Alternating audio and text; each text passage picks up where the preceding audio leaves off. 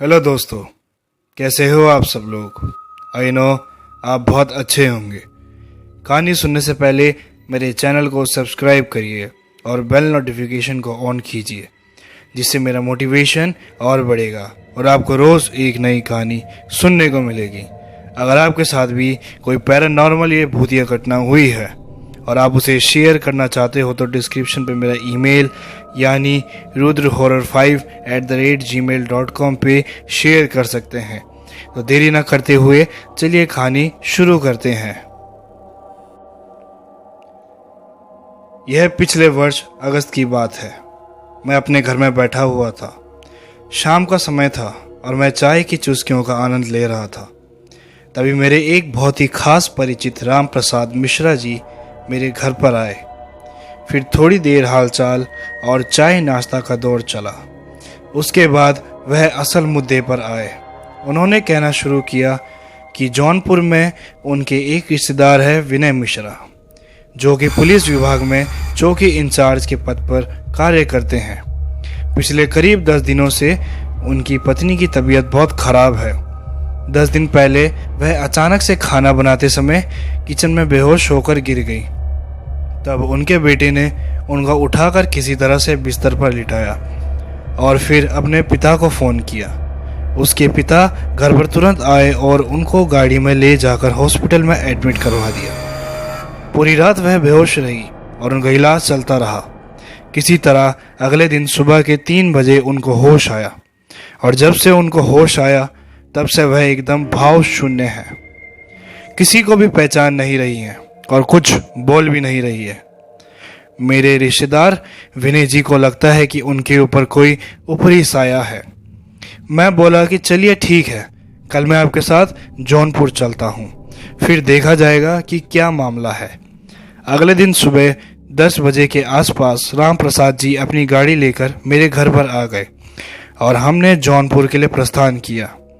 करीब 2-2.5 घंटे बाद हम जौनपुर पहुंच चुके थे और हम सीधे विनय जी के घर पहुंचे। वहां पर जब हम पहुंचे तो सिर्फ उनका बेटा मौजूद था। विनय जी उस समय घर पर नहीं थे। हमने विनय जी के बारे में पूछा तो वह बोला कि पापा तो दादी को लेकर हॉस्पिटल गए हुए हैं। अचानक से दादी की तबीयत बहुत ज़्यादा बिगड़ गई है और उन्हें खून की उल्टियाँ हो रही हैं। तब राम प्रसाद जी ने विनय को फ़ोन किया और उसे बताया कि हम आपके घर पर आ गए हैं। तब विनय ने अपनी माताजी की तबीयत के बारे में बताया और बोला कि मैं इस वक्त हॉस्पिटल में हूँ। उसके बाद हम लोग भी हॉस्पिटल पहुँच गए, जहाँ पर विनय अपनी माताजी को लेकर आया था दिखाने के लिए। वहाँ पहुँचकर हमने विनय से पूछा कि डॉक्टर ने आपकी माताजी को क्या बताया है। तो वह बोले कि डॉक्टर ने कहा है कि माताजी को दिमागी बुखार हो गया है, उनको 4-5 दिन के लिए यहाँ हॉस्पिटल में एडमिट करना होगा। उस समय मुझे लगा यह तो एक साधारण सी बात है और सिर्फ बीमारी है, अतः हम वापस अपने घर चले आए। लेकिन 5 दिन बाद फिर से विनय जी का फ़ोन आया राम प्रसाद के पास और उसने बताया कि उनकी पत्नी और माताजी डिस्चार्ज होकर घर आ गई हैं। लेकिन वह जब से अस्पताल से आई हैं तो वह लगातार रोती रहती हैं और मुझको और मेरे बेटे को देखकर लगातार गंदी गंदी गालियाँ देने लगती हैं, जबकि ऐसा पहले कभी नहीं हुआ था। मैंने उसके मुंह से गाली का एक शब्द तक नहीं सुना है आज तक जीवन में। राम प्रसाद जी तुरंत मेरे घर आए और मुझे ये सारी बातें बताई। तब मुझे लगा कि वास्तव में कहीं ना कहीं कुछ गड़बड़ जरूर है। हम पुनः राम प्रसाद जी की गाड़ी से उनके घर पहुंचे। वहाँ विनय जी हमारा बेसब्री से इंतज़ार कर रहे थे। फिर मैंने विनय जी से कहा कि आप मुझे अपने साथ अपनी पत्नी के कमरे में लेकर चलिए। फिर मैं और विनय जी उनके कमरे में गए। अंदर कमरे में विनय की पत्नी लेटी हुई जोर जोर से रो रही थी, लेकिन हमारे पहुंचते ही वह एकदम से चुप हो गई और आंखें फाड़ कर गुस्से में विनय से बोली कि कमीने, मुझे मरवाने के लिए इसको लेकर आया है तू। और वह अजीब आवाज़ में घुर्राते हुए विनय के ऊपर झपटी। मैं समझ गया कि वह विनय पर हमला करने वाली है। मैंने तुरंत एक मंत्र जोर जोर से पढ़ते हुए उसकी पत्नी को अपने हाथ से धक्का दिया और वह फिर से बिस्तर पर जाकर गिर गई। यह देखकर विनय की हालत ही खराब हो गई थी। मैं विनय से बोला कि घबराओ मत और उसको अपने पीछे खड़ा कर दिया। तब उसकी पत्नी किसी दूसरे आवाज़ में मुझसे बोली कि ओए सुन, तू क्या करने आया है यहाँ पे? मैं इस हरामजादे को छोड़ूंगी नहीं, सबको मार डालूंगी इसके घर में। यह बोलकर वह हंसने लगी। फिर मैंने मंत्र उच्चारण शुरू किया और मंत्र पढ़ते हुए उसके बाल पकड़ लिए और उससे पूछा कि तू कौन है और कहाँ से आई है, परंतु वह चुप रही और कुछ नहीं बोली। तब उसके बाद मैंने विनय से एक चाकू मंगवाया और अपने अंगूठे पर एक चीरा लगाया और एक शक्तिशाली मंत्र पढ़कर अपने अंगूठे पर फूंक दिया। उसके बाद मैंने वह अंगूठा उसके माथे पर छू दिया। उसे भयंकर जलन होने लगी शरीर में। वह चिल्लाने लगी जोर जोर से और वह तुरंत बोली कि हटा इसे, मैं सब कुछ बताती हूँ। तब मैंने अपना अंगूठा उसके माथे से हटा दिया। फिर वह बोलने लगी कि पहले इस हरामजादे विनय को बोल कि मेरे पास आकर बैठे। विनय की हालत डर के मारे खस्ता हो चुकी थी, परंतु मैंने उससे कहा कि तुम डरो मत, जाकर उसके पास बैठो। विनय डरते डरते बिस्तर पर उसके पास जाकर बैठ गया। फिर वह विनय से बोली कि हरामजादे, मुझे पहचान रहा है कि मैं कौन हूँ? तब विनय ने बोला कि तुम मेरी पत्नी हो। तब उसकी पत्नी ने पछाड़ खाई और उसके बाद तुरंत उठ गई और बदले हुए आवाज़ में बोली कि आप पहचाना? परंतु विनय बोला कि नहीं, मैं अभी भी नहीं पहचाना। तो वह बोली कि हरामजादे, किशन यादव को तो जानता था ना तू? किशन यादव का नाम सुनते ही विनय डर से थर थर कांपने लगा। बोल कमीने, उसने गुर्रा कर पूछा। विनय ने हकलाते हुए बोला, हाँ मैं जानता हूँ। तब वह बोली कि इसके आगे की कहानी तू बताएगा या इन्हें मैं बताऊं? लेकिन विनय के मुंह से तो कोई बोली ही नहीं निकल रही थी। फिर वह बोली, यह कमीना नहीं बताएगा, मैं ही बताती हूँ। तो मैं बोला कि हाँ तुम बताओ मुझे पूरी बात, क्यों उसकी पत्नी के ऊपर तुम आए हो, क्या कहानी है तुम्हारी? तब वह कहने लगी रोते हुए, मेरा नाम मीना है और मेरे पति का नाम किशन यादव है। मेरे पति प्रॉपर्टी डीलिंग का काम करते थे। मेरे पति अपना प्रॉपर्टी का बिजनेस एक पार्टनर के साथ मिलकर करते थे। एक बार मेरे पति का अपने पार्टनर के साथ किसी बात को लेकर विवाद हो गया। कुछ दिन बाद उस विवाद ने एक रंजिश का रूप ले लिया और वे दोनों अलग अलग हो गए। मेरे पति के मुनाफे की 14 लाख रुपए की रकम मेरे पति के पार्टनर ने हड़प ली थी। यही नहीं, उस व्यापार में उन दोनों ने जो भी ज़मीन खरीदा था वह ज़मीन भी उस पार्टनर में मेरे पति के जाली हस्ताक्षर करवाकर अपने नाम कर ली थी। उस ज़मीन की कीमत भी 50 लाख से ऊपर की थी। जब मेरे पति को यह बात पता चली तो उन्होंने पार्टनर से अपना हिस्सा मांगा, परंतु वह आनाकानी करने लगा और बात बढ़ते बढ़ते झगड़े पर पहुंच गई। मेरे पति की सारी कमाई उसी काम में लगी हुई थी और इतने बड़े धोखे और नुकसान के बाद कुछ दिन बाद ऐसी स्थिति हो गई थी कि हम खाने पीने के लिए भी मोहताज हो गए थे। मेरी एक बेटी भी है, उसका नाम रवीना है। हम लोगों ने उसकी शादी भी तय कर दी थी। तुम्हारे सामने यह जो पुलिस वाला विनय बैठा है, वह एक दिन हमारे घर पर आया और मेरे पति को किसी के हत्या के जुर्म में घर से उठा ले गया। उसने हम लोगों की कोई बात भी नहीं सुनी और बिना किसी जांच के केस बना दिया और मेरे पति को जेल भिजवा दिया। कुछ दिन बाद मुझे पता चला कि इन सब के पीछे मेरे पति के पार्टनर का हाथ है। इस कमीने विनय ने उस पार्टनर से 4 लाख लिए थे मेरे पति को फंसाने के लिए। मेरे ऊपर दुख का पहाड़ टूट पड़ा था। मैं रोज सिर्फ थाने और कचहरी का चक्कर ही लगा रही थी। मेरे भाई मेरी मदद कर रहे थे। उन्होंने कचहरी में उनकी जमानत की अर्जी लगाई।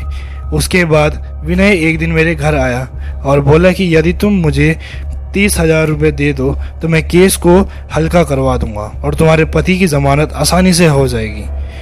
लेकिन हम लोग तो पूरी तरह बर्बाद हो चुके थे, अतः 30,000 की व्यवस्था करना संभव नहीं था और मेरे भाई के लिए भी यह रकम बहुत बड़ी थी।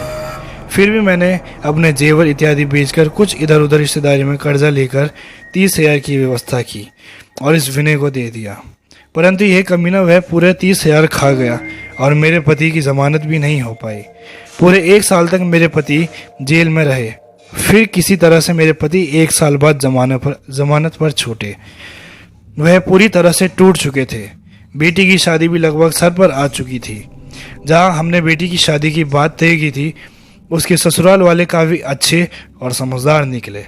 वह हमारी परिस्थिति जानते थे कि मेरे पति को झूठे केस में फंसाया गया है। इस पुलिस वाले ने और उसके पार्टनर ने हम लोगों का सारा पैसा हड़प लिया है, अतः उन लोगों ने शादी नहीं तोड़ी। इतनी खराब परिस्थितियों के चलते मैं पूरी तरह से टूट चुकी थी और बीमार रहने लगी थी। मेरे पास इलाज कराने तक का भी पैसा नहीं था। आखिर में बीमारी के चलते लगभग 1 महीने पहले मेरी मृत्यु हो गई थी और मेरी मृत्यु के बाद मेरी आत्मा को शांति नहीं मिली, जिसका कारण आपके सामने है। इसी कमीना इंसान की वजह से हम लोग की यह हालत हुई है। मैंने अपने पति का बदहवास चेहरा देखा है, बेटी को घुट घुट कर जीते हुए देखा है। मेरा पति बेचारा बिना जुर्म किए ही सजा पा रहा है अभी तक। इसने हम लोगों का जीवन पूरी तरह से बर्बाद कर दिया है और मैं भी अब इसको और इसके परिवार को किसी भी कीमत पर नहीं छोड़ूंगी। उसकी कहानी सुनने के बाद मुझे बेहद ही अफसोस और दुख हुआ। मैंने गुस्से में विनय से पूछा कि यह क्या सच कह रही है। विनय ने डरते हुए बोला कि हाँ, यह सच कह रही है। मुझे इतना तेज क्रोध आया विनय के ऊपर कि मैं बता नहीं सकता। मैंने तुरंत राम प्रसाद को बुलाया और उसे सारी बातें बता दी। मैंने उससे कहा कि यार राम प्रसाद, तुमने मुझे इस हरामी इंसान की मदद करने के लिए बुलाया है। यह इंसान के नाम पर कलंक है। इसके अंदर इंसानियत नाम की कोई चीज़ ही नहीं है। इसके कारण एक परिवार इतने ज़्यादा दुख आज तक झेल रहा है और उसकी पत्नी की मृत्यु भी हो चुकी है। इसने जो हरकतें की हैं वह कहीं से भी माफ़ी के योग्य नहीं है। बताओ मैं क्या करूं? मैंने राम प्रसाद से कहा कि मेरा मन कर रहा है कि मैं यहाँ से चला जाऊं और मीना से बोल दूं कि वह जो कर रही है वह आराम से करे। इस विनय को सजा मिलनी ही चाहिए। राम प्रसाद भी पूरी बात सुनकर क्रोधित हो उठा था। हम वहाँ से जाने के लिए निकले ही थे, तभी विनय आकर मेरे पैरों में गिर गया और ज़ोर ज़ोर से रोने लगा और बोलने लगा कि गुरुजी, कृपया मुझे माफ़ कर दीजिए और मुझे प्रायश्चित का एक मौका करना दीजिए। जो भी यह मीना की आत्मा बोलेगी मैं वह करने के लिए तैयार हूँ और उसे जो सज़ा देनी है वह भी मुझे दे सकती है, परंतु कृपया मेरी पत्नी, मेरे बच्चे और मेरी माँ को यह सज़ा ना दे। फिर मैंने भी सोचा कि अब जो हो चुका है वह बदला तो जा नहीं सकता है। मीना वापस से जिंदा नहीं हो सकती है, परंतु उसका प्रायश्चित तो विनय कर ही सकता है कुछ हद तक। अतः मैंने मीना से कहा कि मीना देखो, तुम्हारी पुत्री का विवाह का समय अब निकट है। अगर तुम विनय और उसके परिवार को ख़त्म कर दोगी तो आखिर तुम्हें क्या फ़ायदा होगा? तुम्हारे बदले की भावना ही शांत होगी, यही है ना? परंतु अगर यदि तुम इसे माफ़ कर देती हो तो मैं विनय से कहकर तुम्हारी पुत्री के विवाह का सारा खर्च इसी से करवाऊंगा। साथ ही तुम्हारे पति को नया काम शुरू करवाने के लिए 10 लाख रुपए विनय देगा, चाहे जहाँ से भी दे। जिस हिसाब से तुमने बताया है मुझे पता लग चुका है कि यह एकदम भ्रष्ट पुलिस वाला है और इसने खूब सारा काला धन जमा करके रखा हुआ है। और साथ ही साथ विनय का यह वादा भी करना पड़ेगा कि तुम्हारी पति की बेगुनाही साबित करने में सभी संभव कानूनी मदद करेगा और तुम्हारे पति के पार्टनर ने जो भी बेईमानी तुम्हारे पति के साथ की है उसके ऊपर भी कानूनी कार्रवाई करेगा। मैंने यह मार्ग विनय और मीना के सम्मुख रखा। विनय इसके लिए तुरंत ही तैयार हो गया। उसे वास्तव में अब अपने करने का पछतावा हो रहा था। तब मीना बोली कि मुझे इस इंसान पर थोड़ा भी भरोसा नहीं है। आपने जो भी कहा है अभी वो सारी चीज़ें यह कब तक पूरा करेगा? उन्होंने तुरंत कहा कि मैं आज शाम तक ही सारे रकम की व्यवस्था कर दूंगा और विनय ने शाम तक ही सारे रुपए की व्यवस्था करके एक बैग में भर के ले आया। फिर मैंने फ़ोन करके मीना के पति किशन को वहाँ पर बुलवाया और वह सारा रुपया मीना के सामने किशन को सुपुर्द करवा दिया। बेचारे किशन की आंख से आंसू थमने का नाम ही नहीं ले रहे थे। मैंने उसे किसी तरह समझा बुझाकर शांत किया। इसके बाद मैंने वहाँ पूजा स्थल पर रखी हुई एक गीता को उठाया और विनय से कहा, तो इस गीता पर हाथ रखकर कसम खा कि तूने जो भी वादा किया है उस वादे पर कायम रहेगा, बाद में अपनी जुबान से नहीं पलटेगा। विनय ने गीता पर हाथ रखकर कसम खाई। उसके पश्चात मीना ने मुझसे कहा कि आपका बहुत बहुत धन्यवाद, लेकिन एक बात आप अपने दिमाग में बिठा लीजिए कि अगर भविष्य में विनय अपने वादे से पलटा तो फिर आप कभी भी दोबारा बीच में नहीं आएंगे। मैंने बोला कि मैं भी तुमसे वादा करता हूँ कि जैसा तुमने कहा वैसा ही होगा। उसके बाद मीना की आत्मा का प्रभाव विनय की पत्नी के ऊपर से तत्काल खत्म हो गया। वह सही हो गई। फिर मैं और राम प्रसाद जी वापस अपने घर लौट आए। वहां आकर मैं इस घटना पर विचार करने लगा। कितना गलत हुआ था बेचारे किशन और मीना के साथ। पैसे के लालच ने इंसानियत तक को ख़त्म करके रख दिया है। अगर मेरी जगह कोई दूसरा तांत्रिक रहा होता तो उसने विनय से मोटी रकम वसूल की होती और मीना की आत्मा को पकड़कर कहीं पर बांध दिया होता या कैद कर लिया होता। परंतु इससे फ़ायदा क्या होता?